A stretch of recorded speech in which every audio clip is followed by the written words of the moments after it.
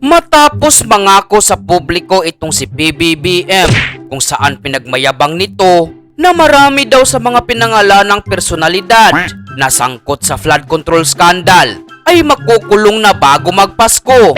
Palagay ko, hindi palagay ko, alam ko, bago magpasko, marami dito sa napangalanan dito ay palagay ko nasa matatapos na yung kaso nila, buo na yung kaso, makukulong na sila. Pwede na! Kung saan wala di umanong merry ang kanilang Christmas, ayon sa Pangulo. Wala silang Merry Christmas. Before Christmas, makukulong na sila. Sinungaling ka! Nasinigundahan pa ni DPWH Secretary Vince Dizon ang pangakong ito matapos daw kasi niyang makausap si Mr. Bindalo, Boying Remulla ay garantiya na makukulong daw talaga ang mga sangkot sa flood control issue na ito. Tingin ko marami-rami ang magpapasko sa kulungan. Talaga, Charmin? In the next few weeks and few months, no? Baliw. Base na rin sa sinabi ng Ombudsman kahapon, pretty much sigurado na yun.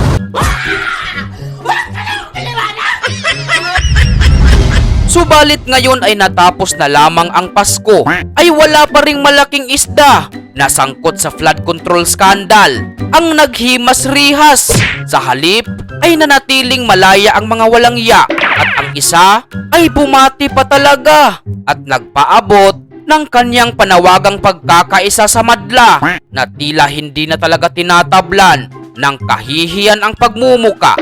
Mga kababayan, this Christmas season, we celebrate the deep faith that unites us Filipinos. Yung mukha mo, pupulbusin ko. Pag-asa, puso, tapang, at pagmamahal sa bawat isa. Pastilan, so weird. Matapos ang pagbati sa araw ng Kapaskuhan nitong si Martin Romualdez sa sambayan ng Pilipino na hayagang nagpapakita ng kanyang kakapalan ay hindi siya pinalampas ni Attorney Rowena Guanzon kung saan nakatikim ng mura itong si Tambaluslos at sinabihang wala itong karapatan dahil sa pagiging kawatan sa kabanang bayan. Dagdag pa ni Attorney Rowena Guanzon na sinira nitong si Martin Romualdez ang kautusan na huwag kang magnakaw. Binatikos at binanata naman ni Kamanggagawa Party List Congressman Ili San Fernando itong si PBBM matapos hindi nito matupad ang kanya na namang ipinangako sa mga Pilipino sa araw ng Pasko na tila nabudol na naman ang maraming mga tao. Noche buena na! Wala pa rin nakukulong! Ano ba naman yan? Nasaan na yung niyayabang ni PBBM? Di ba sabi ni PBBM, walang magme-Merry Christmas?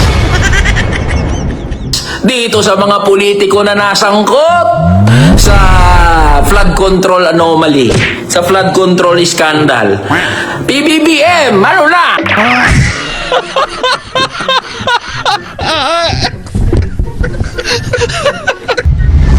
Ayon naman kay Congressman Kiko Barzaga, Pasko na pero walang nakulong. Na-real talk at sinupalpal naman ng Makabayad Black ay Makabayan Black Party List pala itong si President Budol King PBBM. Anila ang pinakamalaking Christmas scam di umano itong pangako ng ating Pangulo. Mga yan!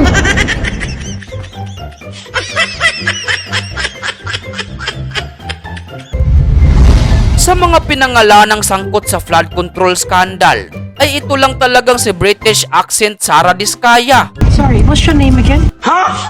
What's your name again? John Consulta. Okay. Do you wanna know what color bra I'm wearing? What? So you don't report it as well. Ang naghimas rihas, kasama itong tanim suspect na hindi naman kilala na ibinida pa talaga nitong si John Vic Remulla. Subalit ang mga tunay na mastermind at malalaking mga isda ay wala. Absuelto ang mga kawatan sa kaban ng bayan. Kaya pinuna at siningil ni Ted Filon ang Pangulo sa kanyang napakong pangako. Nangako po sila na may kukulong daw ho nga bago ho magpasko.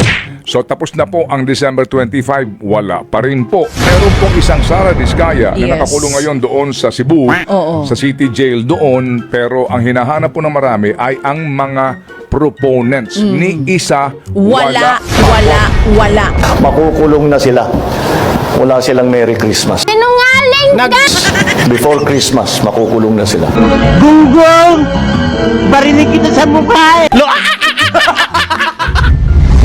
Sa bagay, paano naman sila mahuhuli kung ang mismong itinuturo ni Zaldico na kanilang mastermind ay si Pinsan at ang Pangulo?